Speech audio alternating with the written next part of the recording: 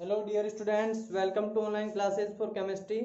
Last class में हमने hello Erin start किया था। हेलो एरिन के कुछ जो प्रमुख गुण थे वो पढ़े थे। अब हम पढ़ेंगे हेलो एरिन के रासायनिक गुण। तो हेलो एरिन के रासायनिक गुण में 4 प्रकार की रिएक्शंस आती हैं, जिनमें पहली रिएक्शन होती हैं बेंजीन वलय इलेक्ट्रॉन स्नेही प्रतिस्थापन अभिक्रियाएं। जो हेलो एरिन में बेंजीन रिंग होती है उसके ऊपर इलेक्ट्रॉन स्नेही प्रतिस्थापन अभिक्रियाएं होंगी। दूसरा है धातुओं से अभिक्रिया, धातुओं से अभिक्रिया। थर्ड, तीसरी रिएक्शन है अपचयन अभिक्रिया। और फोर्थ है हैलोजन का प्रतिस्थापन या हेलो एरिन में हैलोजन का प्रतिस्थापन वाली अभिक्रियाएं। हम ये बोल सकते हैं कि नाभिक स्नेही प्रतिस्थापन होता है हैलोजन का, तो नाभिक स्नेही प्रतिस्थापन अभिक्रियाएं।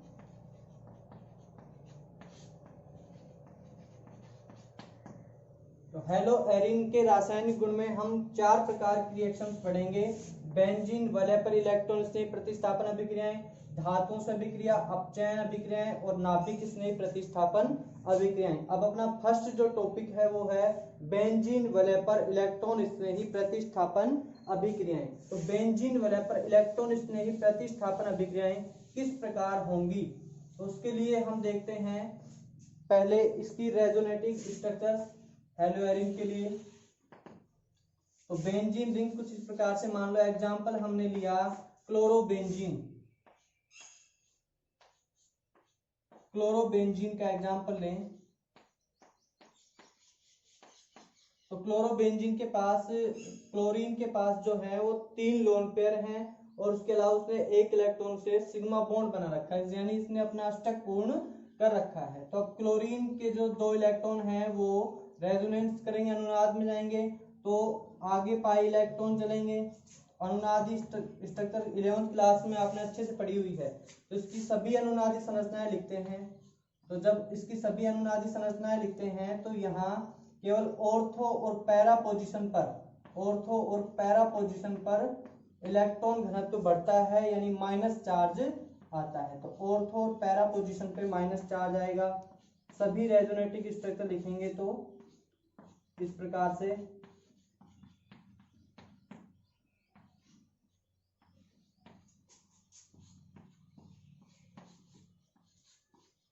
यहाँ ऑर्थो पे चार्ज आ जाएगा, उसके बाद यहाँ डबल बॉन्ड हो गया क्लोरीन प्लस वापस से न्यूट्रल स्ट्रक्चर मिल जाएगी।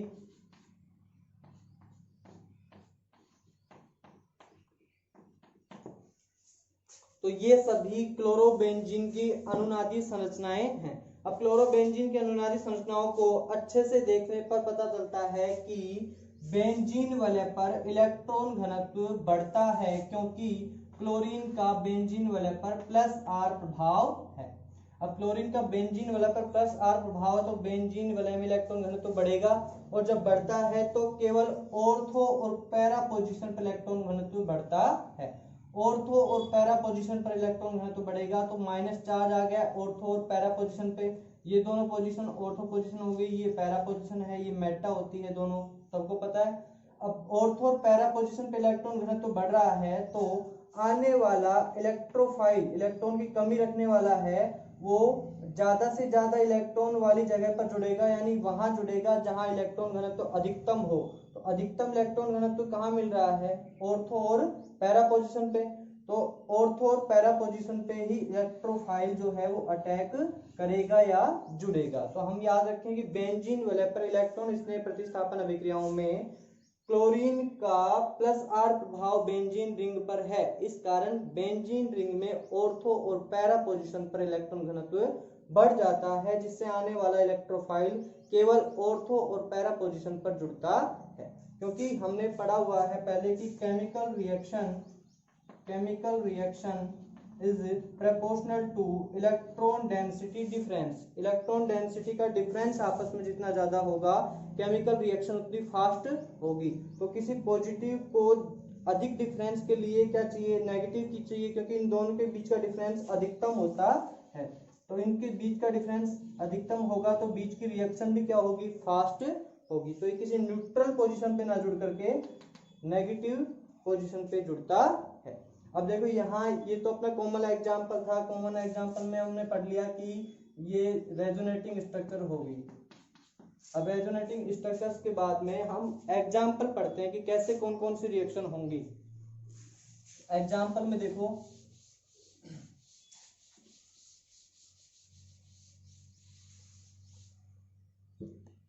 फर्स्ट रिएक्शन है हैलोजनीकरण।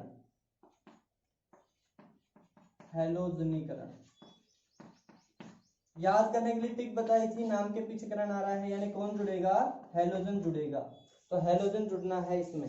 तो हैलोजन जुड़ेगा जब कोई हाइड्रोजन हटे, क्योंकि हम बात कर रहे हैं बेंजीन वलय पर इलेक्ट्रॉन स्नेह प्रतिस्थापन अभिक्रियाएं, और बेंजीन वलय पर जुड़ा हुआ प्रतिस्थापी केवल और केवल हाइड्रोजन है। क्लोरीन जो है उसको यदि हटाते हैं, जैसे क्लोरोबेंजीन या अन्य जो हैलोजन जुड़ा हुआ है उसकी बात करें, उनको हटाते हैं तो वो एज ए न्यूक्लियोफाइल निकलते हैं। और हम बात कर रहे हैं इलेक्ट्रॉन स्नेही प्रतिस्थापन की, तो इलेक्ट्रॉन स्नेही में केवल और केवल बाकी के जो हाइड्रोजन हैं वो आते हैं। तो 5 हाइड्रोजन है, 5 पोजीशन है अपने पास जहां पर हम इलेक्ट्रॉन स्नेह प्रतिस्थापन अभिक्रियाएं करवा सकते हैं। लेकिन वहां भी कौन सी पोजीशन पे होगी, अभी रेजोनेटिव स्ट्रक्चर से पता लगा कि केवल ऑर्थो वाले हाइड्रोजन या पैरा वाले हाइड्रोजन को हटाएंगे, इन दोनों को नहीं हटाना। तो ऑर्थो और पैरा पोजीशन पे हम इलेक्ट्रॉन स्नेह प्रतिस्थापन अभिक्रियाएं करवाते हैं। तो देखो हैलोजनीकरण रिएक्शन में हम क्या करें, तो हैलोजनीकरण के लिए एग्जाम्पल लिया हमने, जैसे क्लोरोबेंजीन का हैलोजनीकरण करवाना है, या कुछ भी ले सकते हो, क्लोरीन, ब्रोमीन, आयोडीन, जो भी आप लेना चाहो। तो क्लोरोबेंजीन का जब हैलोजनीकरण करवाते हैं तो यहाँ हम एज ए रिएजेंट यहाँ पर लेते हैं कोई लुईस एसिड, जैसे AlCl3। तो AlCl3 ले लिया। अब लुईस एसिड जो है वो हमेशा क्लोरीन के साथ जुड़ करके फर्स्ट स्टेप पे कुछ इस तरीके से कंपाउंड बनाता है, AlCl4 माइनस क्लोरीन प्लस। और इस पोजीशन से यहाँ क्लोरीन प्लस आकर के किसी भी हाइड्रोजन को, ऑर्थो या पैरा के हाइड्रोजन को यहाँ से हटाता है। तो यहाँ क्लोरीन जो है वो एक इलेक्ट्रॉन स्नेही की भांति व्यवहार करता है, वो आकर के ऑर्थो या पैरा के हाइड्रोजन को प्रतिस्थापन करता है। तो देखिए यहाँ फर्स्ट पोजीशन से जैसे हमने लुईस एसिड ले लिया रिएजेंट, क्लोरीन ले लिया, फर्स्ट स्टेप कंप्लीट हो गई। अब आने वाला इलेक्ट्रोफाइल क्लोरीन प्लस है, वो कहाँ पे जुड़ेगा, किसी हाइड्रोजन को हटा करके जुड़ जाएगा, तो ऑर्थो और पैरा पर जुड़ेगा। तो दोनों प्रकार के उत्पाद हमें प्राप्त होंगे। तो 1,2 डाइक्लोरोबेंजीन भी मिल सकता है, 1,4 डाइक्लोरोबेंजीन भी मिल सकता है, दोनों उत्पाद हमें प्राप्त होंगे। उसके अलावा HCl बाहर निकल जाएगा। तो मेन प्रोडक्ट क्या है अपना, ये भी मिल सकता है, या फिर क्या मिलेगा, पैरा पोजीशन पे क्लोरीन, इस प्रकार से। तो पहली रिएक्शन होगी हैलोजनीकरण अभिक्रिया। नेक्स्ट है हैलोजनीकरण के बाद में सल्फोनीकरण रिएक्शन, सल्फोनीकरण अभिक्रिया। तो इसमें करण शब्द के आगे क्या आ रहा है, सल्फो, यानी सल्फर वाला समूह कोई जुड़ेगा, तो सल्फोनीकरण अभिक्रिया होगी। सेकंड है सल्फोनीकरण। अब सल्फोनीकरण में क्या करना है, देखो सल्फोनीकरण अभिक्रिया में हमें H2SO4 को एज ए रिएजेंट लेना है, वो भी कंसंट्रेट। तो कंसंट्रेट H2SO4 लेना है। तो किसी हेलोएरिन की अभिक्रिया कंसंट्रेट H2SO4 से करवाते हैं तो हमें क्या प्राप्त होगा, तो यहाँ हमें उत्पाद लिखना है। तो देखो पहले फर्स्ट स्टेप इसके लिए क्या है कि जब हम कंसंट्रेट H2SO4 लेते हैं तो केवल H2SO4 ही होता है उसमें। तो H2SO4 का एक अणु दूसरे से क्रिया करके क्या बनाता है, तो दूसरे से जब क्रिया करता है तो बनाता है, एक तो बन जाता है एसिड और दूसरा क्या बन जाता है HSO3 प्लस में H2। यानी एक तो हमें मिलेगा इलेक्ट्रोफाइल, दूसरा मिलेगा न्यूक्लियोफाइल। अब एक तो इलेक्ट्रोफाइल मिल गया, दूसरा न्यूक्लियोफाइल मिल गया। हम बात करें इलेक्ट्रॉन स्नेह प्रतिस्थापन अभिक्रियाओं के लिए हमने रिएक्शन करवा रहे हैं, तो देखो HSO3 माइनस जो है एक इलेक्ट्रोफाइल है और वो क्या करेगा, ऑर्थो या पैरा पोजीशन के हाइड्रोजन का प्रतिस्थापन करेगा। तो यहाँ क्या होगा, जो इलेक्ट्रोफाइल है वो जोड़ना है ऑर्थो पे और पैरा पे, तो दो अलग अलग प्रोडक्ट मिलेंगे। तो पहला ऑर्थो पे जुड़ गया SO3H, या फिर और क्या मिलेगा इसके अलावा क्लोरीन SO3, यानी ऑर्थोक्लोरो या पैराक्लोरो बेंजीन सल्फोनिक अम्ल प्राप्त होता है। तो ये हो गया सल्फोनीकरण अभिक्रिया। याद रखें सल्फोनीकरण के फर्स्ट स्टेप को इंपॉर्टेंट है। H2SO4 जब रिएक्शन करता है तो आपस में क्या क्या बनाता है, तो HSO4 as a nucleophile, HSO3 plus as a electrophile और H2O निकल जाता है। तो इलेक्ट्रोफाइल जो है वो यहाँ एक सब्स्टिट्यूशन रिएक्शन देता है। सल्फोनीकरण हो गया। उसके बाद देखो नाइट्रीकरण, तो नाइट्रीकरण में क्या करना है, नाइट्रीकरण अभिक्रिया, नाम के पीछे आ रहा है करण, तो नाइट्रीकरण नाइट्रोजन का कोई कंपाउंड जोड़ना है। और मैंने बता रखा है नाइट्रीकरण जब भी आए तो अपने को क्या लेना है, HNO3, तो कंसंट्रेट HNO3 और इसके साथ में हमें लेना होता है यहाँ कंसंट्रेट H2SO4। तो दोनों एज ए रिएजेंट यहाँ पर लिए जाते हैं, क्योंकि इन दोनों की जब रिएक्शन करवाते हैं तो हमें मिलता है NO2 प्लस HSO4 माइनस। तो NO2 प्लस जो है वो एज ए इलेक्ट्रोफाइल बिहेव करता है। तो जब एज ए इलेक्ट्रोफाइल बिहेव करेगा, ये हो गया इलेक्ट्रोफाइल अपने पास, ये हो गया न्यूक्लियोफाइल। अब देखो जो नाइट्रो समूह है NO2 प्लस वो इलेक्ट्रोफाइल है, तो हमने जब क्लोरोबेंजीन की रिएक्शन इनसे करवाई, concentrate H2SO4 plus concentrate HNO3, तो आने वाला नाइट्रो समूह कहाँ जुड़ेगा, या तो ऑर्थो पे या पैरा पे। तो दोनों प्रकार के प्रोडक्ट मिलेंगे, ऑर्थो नाइट्रोक्लोरोबेंजीन या फिर पैरा पे। ये हमारे उत्पाद हो गए। तो इस रिएक्शन में याद रखने वाला स्टेप है कि HNO3 H2SO4 को मिलाने पर NO2 प्लस मिलता है और HSO4 माइनस मिलता है। तो यहाँ पे जो सोचने वाली बात होती है कि HNO3 ने किस तरीके से बिहेव किया, तो HNO3 ने यहाँ पर कैसा बिहेव किया, तो ये बात सोचने वाली होती है कि यहाँ से OH निकला है, HNO3 ने क्या दिया है, OH दिया है। तो OH कौन देता है, एक क्षार OH दे सकता है, बेस, यानी HNO3 ने यहाँ पर एज ए बेस बिहेव किया है। ये क्वेश्चन आया हुआ है, इंपॉर्टेंट है कि जब हम हेलोएरिन की नाइट्रीकरण अभिक्रियाओं की बात करें तो HNO3 वहां पर क्षार का कार्य करता है या अम्ल का कार्य करता है। तो HNO3 ने OH माइनस दिया तभी तो NO2 प्लस बना। तो इसने क्षार की तरह बिहेव किया, क्योंकि क्षार क्या देते हैं, OH माइनस। तो नेक्स्ट है नाइट्रीकरण हो गया। अब बात करें एल्किलीकरण की। एल्किलीकरण क्या होता है, एल्किलेशन, एल्किलीकरण या एल्किलेशन जिसको बोलते हैं।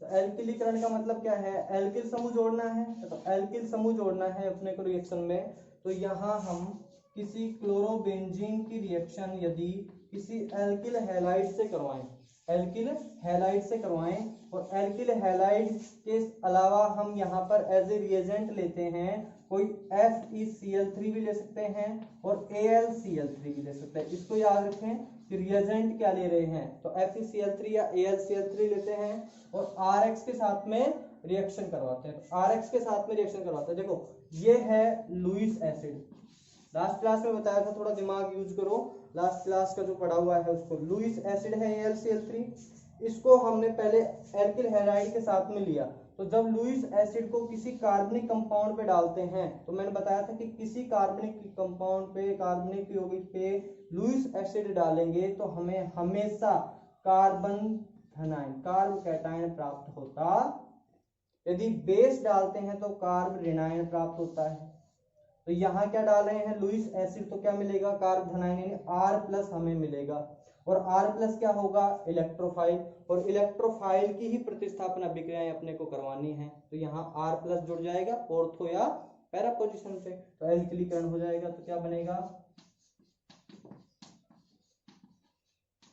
या फिर पैरा पोजीशन पे। R बराबर CH3 है, तो क्या बनेगा, तो फिर बन जाएगा टालुइन, क्योंकि बेंजीन के ऊपर CH3 जो है इसे बोलते हैं टालुइन। तो टालुइन अगर R बराबर CH3 है तो ऑर्थो क्लोरोटालुइन या पैरा क्लोरोटालुइन कंपाउंड बन जाएगा।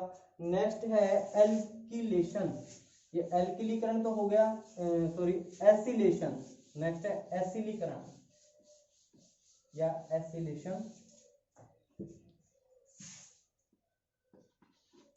एसिलेशन, एसिलीकरण, एसिलीकरण। अब देखो एसिलीकरण में क्या होता है, तो एसिलीकरण में हम किसी एसिटिल समूह को जोड़ते हैं, COCH3, ये है एक एसिटिल समूह या एसिल ग्रुप।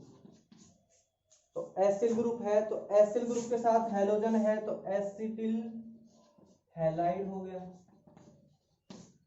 तो किसी भी एसिल समूह को हम बेंजीन के ऊपर जोड़ते हैं, कहाँ पे, ऑर्थो और पैरा पोजीशन पे।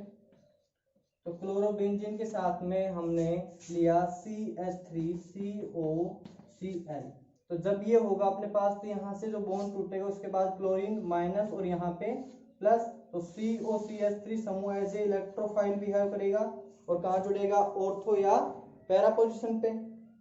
तो इस रिएक्शन में याद रखने वाली बात यह है कि कार्बन और क्लोरीन दोनों का जो होता है वो बॉन्ड टूटता है, उसके बाद रिएक्शन करवाते हैं। तो देखो इस रिएक्शन में हमें प्रोडक्ट क्या मिलेगा, COCH3, या फिर क्या मिलेगा पैरा पोजीशन पे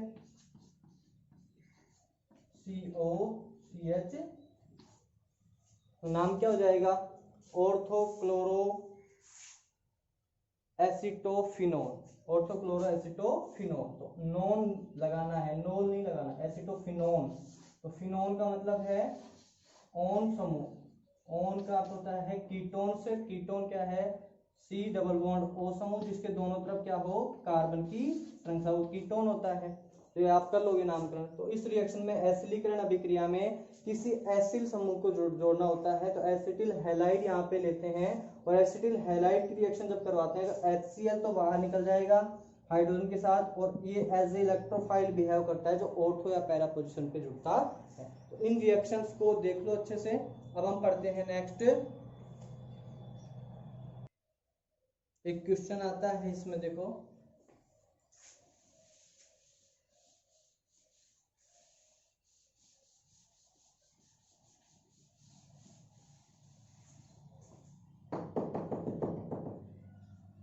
इसमें एक इम्पोर्टेंट क्वेश्चन है कि जो बेंजीन वलय है और एक हेलोएरिन में बेंजीन वलय, इन दोनों की तुलना करें तो इस वलय पर इलेक्ट्रोफिलिक सब्स्टिट्यूशन रिएक्शंस फास्ट होती है, लेकिन इस वाली रिंग पे इलेक्ट्रोफिलिक सब्स्टिट्यूशन रिएक्शन फास्ट नहीं होती, यानी स्लो होती है, ये बोल सकते हैं कि स्लो होती है। ऐसा क्यों, तो इसका कारण क्या है, ये क्वेश्चन बनता है कि बेंजीन की इलेक्ट्रॉन स्नेही प्रतिस्थापन अभिक्रियाएं की क्रियाओं की गति हेलोएरिन की वलय, हेलोएरिन में उपस्थित इलेक्ट्रोफिलिक सब्स्टिट्यूशन रिएक्शंस की जो गति है उससे अधिक होती है, हम ये बोल सकते हैं। तो क्वेश्चन बनता है कि इनका रेट ज्यादा क्यों होगा और हेलोएरिन के लिए इनका रेट कम क्यों होगा। तो उसका कारण यही है कि यहाँ पर एक बेंजीन वलय है जिस पर इलेक्ट्रोफिलिक सब्स्टिट्यूशन रिएक्शन होती है, लेकिन बात करें हेलो एरिन की, तो हेलो एरिन में क्लोरीन जो है उस क्लोरीन का प्लस आर के अलावा भी एक प्रभाव लगता है जो है माइनस आई, और वो लगता है ड्यू टू इलेक्ट्रोनेगेटिविटी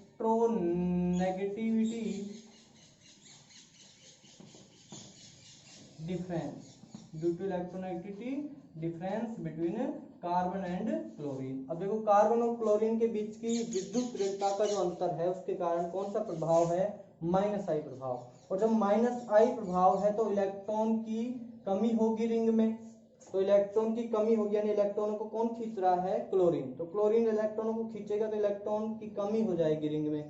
साथ में लोन पेयर भी दे रहा है, इलेक्ट्रॉन घनत्व को बढ़ा भी रहा है, लेकिन यहां से इलेक्ट्रॉन खींचने के कारण रिंग में इलेक्ट्रॉन की कमी आ जाती है, और उस कमी के कारण इलेक्ट्रोफाइल, जो आने वाला इलेक्ट्रोफाइल है, उतना फास्ट रिएक्शन नहीं कर पाता, उतना फास्ट नहीं जुड़ पाता जितना किसी बेंजीन पर जुड़ सकता है, क्योंकि यहाँ कोई भी ऐसा फैक्टर नहीं है जिसकी वजह से माइनस आई प्रभाव लगे, लेकिन यहाँ क्लोरीन की वजह से माइनस आई प्रभाव लगता है। तो ये याद रखने वाली बात है। नेक्स्ट है अपने पास की धातुओं से अभिक्रिया, कि धातुओं से अभिक्रिया कैसे करवाएं।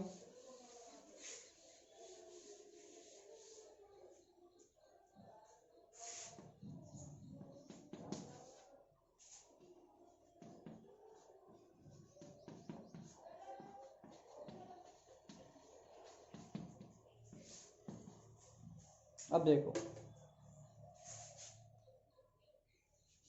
धातुओं से रिएक्शन की बात करें तो धातुओं से रिएक्शंस में 4 रिएक्शन मोस्ट है जो हमने इसमें, एक तो हमने पहले पढ़ी हुई है वुड्स अभिक्रिया, तो वुड्स अभिक्रिया के अलावा है फिटिंग अभिक्रिया, थर्ड है वुड्स फिटिंग अभिक्रिया, फोर्थ है अल्मैन रिएक्शन, और फिफ्थ तो सिंपल है जो है RMGX के निर्माण की अभिक्रिया। तो देखो इसमें क्या है, फर्स्ट है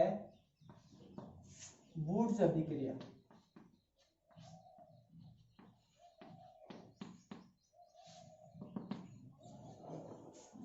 अब देखो वुड्स अभिक्रिया हमने पढ़ रखी है कि वुड्स अभिक्रिया क्या है, तो वुड्स अभिक्रिया में हमने पढ़ा था इस प्रकार की अभिक्रियाएं जो देते हैं वो हम केवल ये वाली अभिक्रिया हम बात करें तो वो हम एल्किल हैलाइड के लिए काम में लेते हैं, तो नाम का थोड़ा थोड़ा अंतर है, उसको अच्छे से देख लो।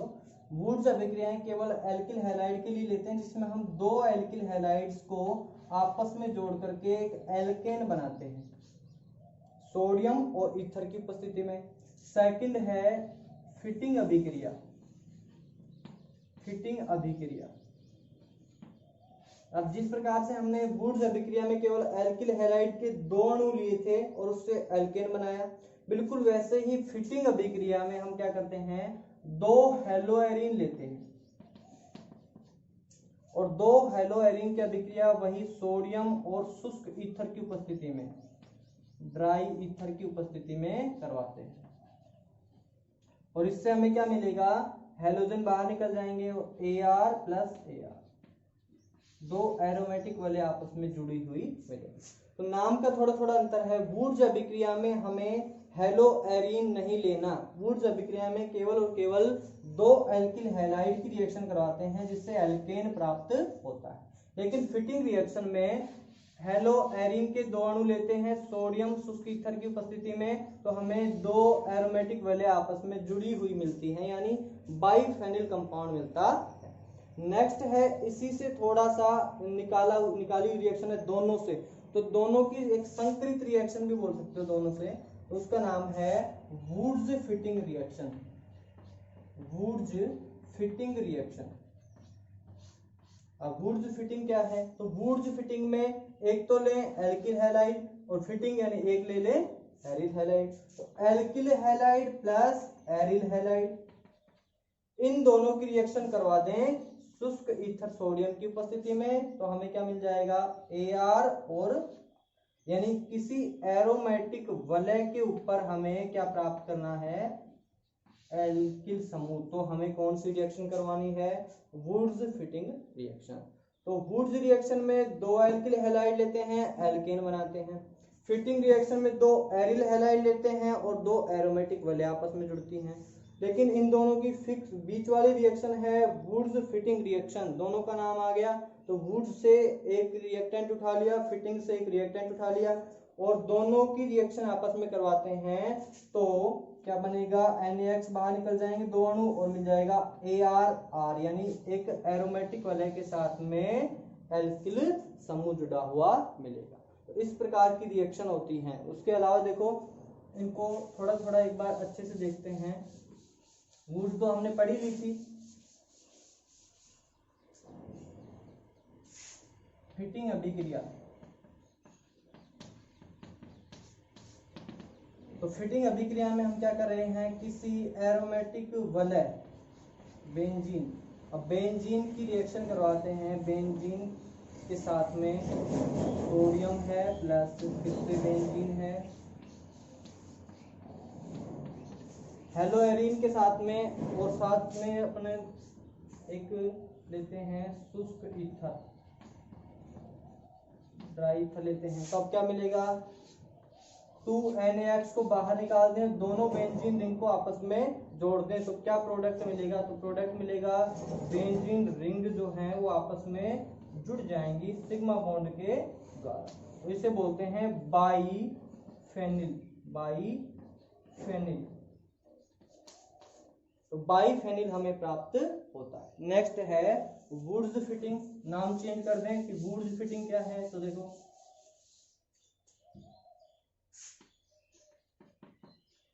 वुड्स फिटिंग, अब वुड्स फिटिंग में क्या करना है, एक तो लेना है एल्किल हैलाइड प्लस में सोडियम की उपस्थिति में और क्या करें हेलोजन, यानी एक हेलोएरिन, एक एल्किल हैलाइड एक हेलोएरिन, 2NaX को बाहर निकाल दिया, ड्राई ईथर था उसकी उपस्थिति में रिएक्शन हो रही थी। अब क्या बनेगा, R और बेंजीन रिंग के साथ में जुड़ा हुआ, यानी एक एल्किल बेंजीन हमें प्राप्त होता। नेक्स्ट है, दोनों रिएक्शन हो गई, अब आती है एक अल्मेन रिएक्शन। तो अल्मेन में देखो क्या करना है अपने को, नेम रिएक्शन है इंपॉर्टेंट है याद रखना, अल्मेन, अल्मेन रिएक्शन। तो अल्मेन में हमें बेंजीन तो लेनी है लेकिन हेलोएरिन जो इसमें हम बेंजीन ले रहे हैं, इस हेलोएरिन में अपने को आयोडोबेंजीन लेनी है, ये याद रखें आयोडोबेंजीन, ना कि क्लोरोब्रोमोबेंजीन। तो आयोडोबेंजीन की रिएक्शन करवानी है, वो भी फिक्स है किससे, कॉपर चूर्ण से। तो कॉपर चूर्ण से आयोडोबेंजीन की रिएक्शन करवाते हैं। तो कॉपर चूर्ण से हमने करवा दी आयोडोबेंजीन की रिएक्शन। तो कॉपर चूर्ण से आयोडोबेंजीन की रिएक्शन शुष्क ईथर की उपस्थिति में। जब ऐसा होता है तो CuI2 कॉपर आयोडाइड जो है वो बाहर निकलेगा, प्लस में बाईफेनिल प्राप्त होगा, यानी प्रोडक्ट जो है वो फिटिंग वाला मिलेगा। प्रोडक्ट तो जो है वो बाईफेनिल यानी फिटिंग रिएक्शन वाला मिलेगा। लेकिन ये याद रखना है कि यहाँ कॉपर लेना है, सोडियम नहीं लेना, आयोडोबेंजीन लेना है, क्लोरोब्रोमोबेंजीन नहीं लेना। केवल इतना याद रखना कि आयोडोबेंजीन की कॉपर की उपस्थिति में रिएक्शन करवाते हैं तो बाईफेनिल मिलता है। इस रिएक्शन को अल्माइन रिएक्शन कहते हैं। नेक्स्ट है अच्छी अभिक्रिया है, देखो RMGX निर्माण की अभिक्रिया, RMGX ग्रिग्नार अभिकर्मक निर्माण की अभिक्रिया। अब इसके लिए देखो क्या करना है, अपने को हेलोएरिन लेना है और हेलोएरिन के साथ में मैग्नीशियम ले लें और ड्राई ईथर। अब हेलोएरिन और मैग्नीशियम जब लेते हैं या फिर कोई भी हेलोजन का कंपाउंड इसके साथ आप मैग्नीशियम लोगे तो हमेशा याद रखो वो कार्बन हेलोजन के बंध को तोड़ देगा और बीच में आकर के दोनों से जुड़ जाएगा, एक तरफ से एक तरफ इससे, दोनों के बीच में जुड़ जाता है। तो ये बीच में जब बॉन्ड को तोड़ता है तो दोनों के बीच में जुड़ करके क्या बनाएगा, इधर लिख देते हैं, तो बनता है बेंजीन मैग्नीशियम के साथ में हेलोजन। तो बेंजीन क्या है, कार्बन का ग्रुप है, मैग्नीशियम है, ये हेलोजन, तो क्या बन गया ये RMGX या ग्रिग्नार अभिकर्मक।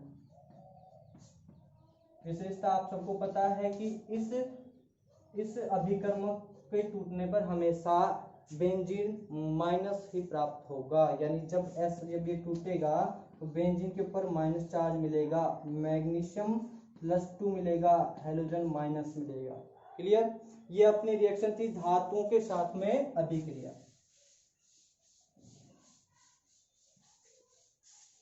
धातुओं के साथ में अभिक्रिया। और नेक्स्ट है अपचयन अभिक्रिया। थर्ड है अपचयन अभिक्रिया, रिडक्शन। तो रिडक्शन क्लोरोबेंजीन का कैसे करेंगे? इसका अपचयन करवाना है, तो अपचयन कैसे होगा? तो अपचयन मैंने बता रखा है आपको कि किसी रिएक्शन में CX बंध, CN बंध, CO बंध की संख्या जो है वो घटा दें तो क्या हो जाएगा? अपचयन। CH बंध, CC बंध की संख्या को बढ़ा दें तो भी क्या होगा? अपचयन होगा। तो इसमें क्या है अपने पास? क्लोरीन है। अब क्लोरीन है तो इसका अपचयन अपने को करवाना है, तो अपचयन करवाना है तो CX बंध है, इस CX बंध की संख्या को यदि हम घटा दें और इसकी जगह CH बंध बना दें तो अपचयन हो जाएगा कि CX CO CN बंध की कमी अपचयन कहलाती है और CH CC बंध की वृद्धि अपचयन कहलाती है। तो देखो इस रिएक्शन के लिए हम लेते हैं H2 और रिएजेंट को याद रखना है अपने को, रिएजेंट इसके लिए लेते हैं निकल एल्यूमिनियम कॉम्प्लेक्स। मिश्र धातु लेते हैं निकल एल्यूमिनियम की और उसकी उपस्थिति में अपचयन करवाते हैं क्लोरोबेंजीन का, तो हमें बेंजीन प्राप्त होती है और बेंजीन के साथ में HCl, तो बेंजीन प्राप्त होती है। ये इंपॉर्टेंट रिएक्शन है रिडक्शन के लिए कि निकल एल्यूमिनियम की उपस्थिति में जब क्लोरोबेंजीन का रिडक्शन करवाते हैं तो हमें बेंजीन प्राप्त होती है। अब बेंजीन प्राप्त होती है, उसके अलावा नेक्स्ट है अपने पास की नाभिक स्नेह प्रतिस्थापन अभिक्रियाएं कैसे करते हैं। तो देखो नाभिक स्नेह प्रतिस्थापन अभिक्रियाओं के लिए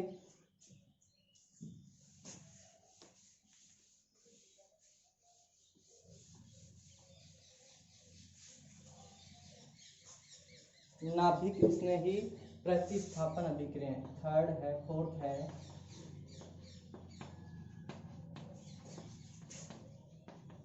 नाभिक स्नेही प्रतिस्थापन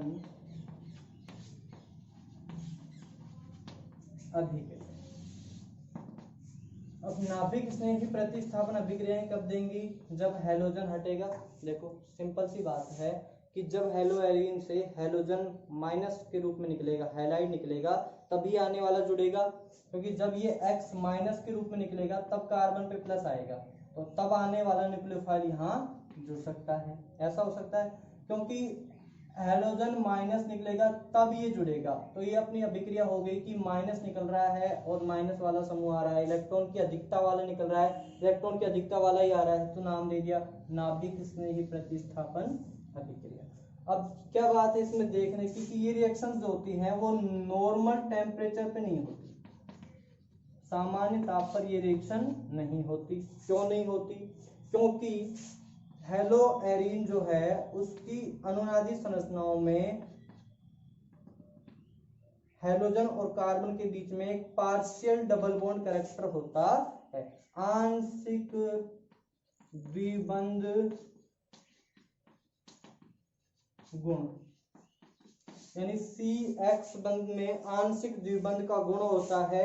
इसी वजह से CCl हेलो एरीन में CCl बंध की बॉन्ड लेंथ जो थी वो 1.60 एंगस्ट्रॉन थी, ना कि 1.77 एंगस्ट्रॉन। होनी कितनी चाहिए थी? इतनी होनी चाहिए थी, लेकिन होती कितनी है? 1.60 एंगस्ट्रॉन। घट जाती है क्योंकि CX बंध में यदि हम अनुनादी संरचनाएं बनाएं हेलो एरीन की तो आंशिक द्विबंध गुण पाया जाता है, और किसी द्विबंध को तोड़ करके दूसरे समूह को लाना बहुत मुश्किल होता है, क्योंकि बॉन्ड स्ट्रेंथ ऑर्डर जो होता है वो थर्ड, ट्रिपल बॉन्ड सबसे ज्यादा, डबल बॉन्ड, उसके बाद सिंगल बॉन्ड। तो सब्स्टिट्यूशन रिएक्शंस के लिए डबल बॉन्ड से सब्स्टिट्यूशन रिएक्शन देना बहुत मुश्किल होता है, ना के बराबर। तो इसलिए हम क्या करते हैं, कहते हैं कि नॉर्मल टेम्परेचर पे रिएक्शन होगी ही नहीं। अब क्या करें? अब इसको टेम्परेचर अधिक देना पड़ेगा। अब टेम्परेचर अधिक देते हैं तो तब ये रिएक्शन कंप्लीट होती है। एग्जाम्पल देखो, इसमें एग्जाम्पल क्या लेंगे कि नाभिक स्नेह प्रतिस्थापन अभिक्रियाओं के लिए एग्जाम्पल।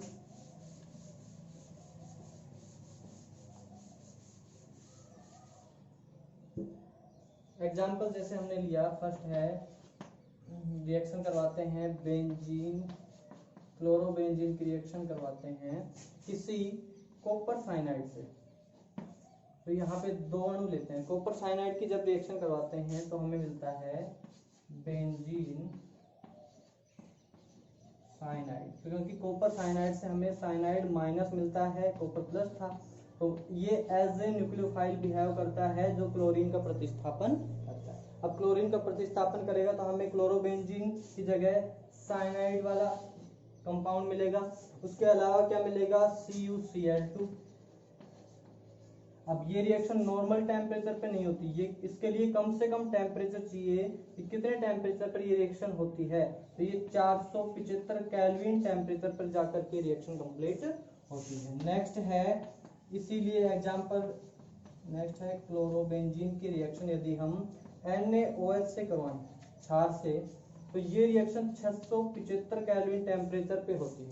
और क्या बनेगा इससे हमें बनेगा फिनोल, फिनोल प्राप्त होता है, साथ में Na। तो ये रिएक्शन थी। उसके बाद हम नेक्स्ट, अब इसमें देखो एग्जांपल को उसके बारे में या फिर कुछ और इम्पोर्टेंट टॉपिक है वो पढ़ते हैं। देखो इस रिएक्शन के लिए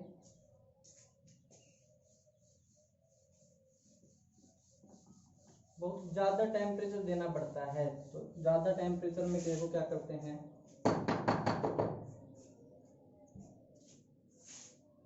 मानो कोई रिएक्शन है अपने पास, जैसे क्लोरोबेंजीन है, इसके ऊपर हमने रिएक्शन करवानी है सोडियम बाई कार्बोनेट की। तो ये रिएक्शन जो है इसमें अपने को यहाँ OH समूह जोड़ना है, OH माइनस को क्लोरीन से प्रतिस्थापन करना है, NaCO3 ले लिया, रिएजेंट ले लिया इसको, ठीक है। अब क्या करते हैं कि ऐसी रिएक्शन जो है, ये रिएक्शन जो है वो बहुत ज्यादा मतलब हाई टेम्परेचर देते हैं तो भी कंप्लीट नहीं होती, यानी यहाँ ये कोई रिएक्शन नहीं करता। अब क्या करें, अब अपने को क्या करना है कि इस रिएक्शन को करवाने के लिए हम हेलो एरीन में ऑर्थो या पैरा पोजीशन पे रिएक्शन क्या करते हैं, देखो ऑर्थो या पैरा पोजीशन पे कोई इलेक्ट्रॉन को आकर्षित करने वाला समूह जोड़ दें। अब ऑर्थो पैरा पे यदि इलेक्ट्रॉन आकर्षित करने वाला समूह यानी -I वाला प्रभाव वाला समूह जोड़ दें तो क्या होगा, तो उस कंडीशन में बेंजीन रिंग पे इलेक्ट्रॉन घनत्व जो था वो घट जाएगा, डिक्रीज हो जाएगा। और यदि बेंजीन वलय पर इलेक्ट्रॉन घनत्व कम हो जाएगा तो आने वाला नाभिक इसमें आसानी से जुड़ सकता है, क्योंकि जितना ज्यादा कम होगा इलेक्ट्रॉन घनत्व उतना ही इन दोनों के बीच का क्या हो जाएगा, अंतर हो जाएगा। यानी कम इलेक्ट्रॉन घनत्व होगा तो OH माइनस के पास इलेक्ट्रॉन घनत्व अधिक है, जितना कम होगा उतना इनके बीच का गैप हो गया, अंतर हो गया। और हमने पढ़ा है कि electron density difference is proportional to chemical reaction rate. तो अपने को क्या करना है कि -I प्रभाव वाले समूह यहाँ पे जोड़ने हैं जिससे ये रिएक्शन कंप्लीट हो जाएगी। तो देखो ये अच्छा एग्जांपल है, इसको लेते हैं। तो देखो यहाँ फर्स्ट लिख लिया कि यहाँ पे कोई रिएक्शन नहीं हुई। अब क्या करें, अब आगे देखो सेकंड कैसे कैसे रिएक्शन होती है। तो सेकंड देखो, हमने ऑर्थो पोजीशन पे नाइट्रो समूह ले लिया, ठीक है। यहां रिएक्शन करवा रहे हैं NaHCO3 सोडियम बाई कार्बोनेट। कितना टेम्परेचर दे रहे हैं, 400 केल्विन। तो 400 केल्विन टेम्परेचर पर जाकर के रिएक्शन कंप्लीट हो जाती है और हमें क्या मिलता है, फिनोल। यानी Cl का प्रतिस्थापन OH के द्वारा कर दिया जाता। इसी रिएक्शन को थोड़ा और कम टेम्परेचर पे करने के लिए क्या करें, फिर हम एक नाइट्रो समूह और जोड़ दें, एक नाइट्रो समूह और जोड़ दिया हमने। उसके बाद देखो एक नाइट्रो समूह और जोड़ते हैं तो NaHCO3 की रिएक्शन जो है वो 370 केल्विन पे ही कंप्लीट हो जाती है। अब 370 केल्विन पे कंप्लीट होगी, OH आ गया, NO2 और NO। इसी तरीके से यदि ऑर्थो पैरा और एक और ऑर्थो पोजीशन पे यदि हम नाइट्रो को जोड़ दें तो ये रिएक्शन यहाँ पर और नाइट्रो जोड़ दें। थर्ड एग्जांपल हम कुछ ऐसा लें कि बेंजीन पे Cl NO2 और NO2, पैरा पोजीशन पे NO2 और ऑर्थो पे NO2, तीन -I प्रभाव वाले जोड़ दें, तब ये रिएक्शन NaHCO3 की उपस्थिति में ये रिएक्शन केवल 300 केल्विन पर ही कंप्लीट हो जाती। तो हमें इन रिएक्शन को देखने पर पता चलता है कि यदि हमें यह रिएक्शन, ऐसी रिएक्शन जो ज्यादा टेम्परेचर पे हो रही है, नाभिक स्नेह प्रतिस्थापन की बात करें, ऐसी अभिक्रियाएं यदि कम टेम्परेचर पे करवानी है, आसानी से करवानी है, तो किसी भी हेलो एरीन के ऊपर हम NO2 जैसा कोई भी कंपाउंड या कोई भी ऐसा समूह ग्रुप जोड़ते हैं जो -I प्रभाव वाला हो। तो ये इंपॉर्टेंट है, -I प्रभाव वाला समूह जब जोड़ते हैं तो वो बेंजीन पर इलेक्ट्रॉन घनत्व को घटा देता है। तो ये अपना जो रिएक्शन थी वो कंप्लीट हो गई है। उसके अलावा क्या है कि इसमें एक्टिविटी का जो ऑर्डर है वो देखते हैं।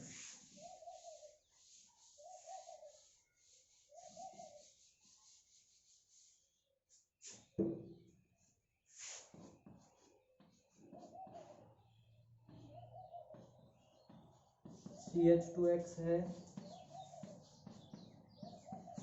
बेंजीन X है, एक RX। इन तीनों की क्रियाशीलता का क्रम नाभिक स्नेह प्रतिस्थापन अभिक्रियाओं के प्रति कैसा होगा? तो देखो ये तो डबल बॉन्ड है, सबको पता है। CX के बीच में कैसा बंध है? आंशिक द्विबंध है, तो इसका रेट जो होगा सबसे कम होगा। फिक्स हो गया ये तो। एल्किल हैलाइड का रेट अधिक होगा क्योंकि यहाँ प्लस जो बनेगा वो स्थायी हो जाएगा किसी +I प्रभाव के द्वारा या फिर कैसे भी, चलो ठीक है, तेज होगा। लेकिन अब कंपेयर करें इन दोनों का, अब इन दोनों का कंपेयर करें क्योंकि यहाँ कार्बन हाइड्रोजन बंध जो है वो कैसा है? एकल बंध है, सिंगल बॉन्ड है, ना कि डबल बॉन्ड। यहाँ पे डबल बॉन्ड के कुछ गुण थे, इस वजह से इसका रेट क्या हो गया? कम हो गया। अब इन दोनों का कंपेयर करें तो इनमें कौन सी रिएक्शन फास्ट होगी? तो यहाँ इसको तोड़ने पर क्या बनता है? इसको तोड़ने पर बनता है CH2+, और ये CH2+ जो है वो बेंजीन रिंग के साथ में क्या करता है? अनुनाद करता है। और बेंजीन रिंग के साथ में अनुनाद करता है तो ये प्लस चार्ज बेंजीन रिंग के अंदर घूमता है, और वो भी ऑर्थो और पैरा पोजीशन के ऊपर। तो बेंजीन रिंग के ऊपर घूमेगा तो कुछ इस प्रकार की स्ट्रक्चर बनेगी। यहाँ पे भी प्लस बन जाएगा, ये हो गया डबल बॉन्ड, ये CH2 हो गया, ये हो गया डबल बॉन्ड। उसके बाद फिर वापस से CH2 हो गया डबल बॉन्ड प्लस, और इससे फिर आगे क्या आ जाएगा? वापस वही संरचना बन जाएगी, डबल बॉन्ड।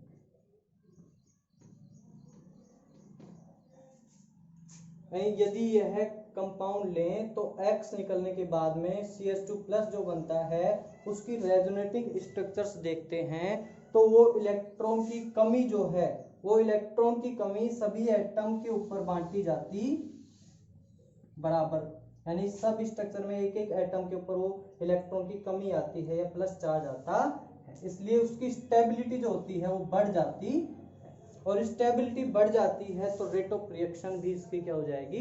बढ़ जाएगी। इंटरमीडिएट की स्टेबिलिटी बढ़ती है तो रेट ऑफ रिएक्शन भी बढ़ती है। तो क्या आ जाएगा फिर? तो सबसे ज्यादा स्टेबल की बात करें तो सबसे ज्यादा फास्ट रिएक्शन कौन सी होगी? दोनों में से। तो दोनों में से कौन सी होगी? मान लो ये A था, ये B है और ये C है, तो सबसे फास्ट रिएक्शन क्या होगी? A के बाद में किसकी है? C, और C के बाद B। ये हो गया इनका क्रियाशीलता का क्रम, क्योंकि कार्बोनियम धनायन जो था, वो कार्बोकैटायन जो बन रहा था बेंजीन की रिंग के साथ में जुड़ा हुआ है, उसकी स्टेबिलिटी जो है वो अनुनादी संरचनाओं के द्वारा बढ़ जाती है और ऐसा होने पर रेट ऑफ रिएक्शन बढ़ जाता है। तो नेक्स्ट क्लास में हम इससे आगे पढ़ेंगे और इससे आगे के टॉपिक है अपने पास फ्रियोन है, डीडीटी है, बीएचसी, ये 3 टॉपिक इस चैप्टर में बचे हुए हैं। तब तक आप लास्ट के वीडियोस को अच्छे से देखो और पढ़ो।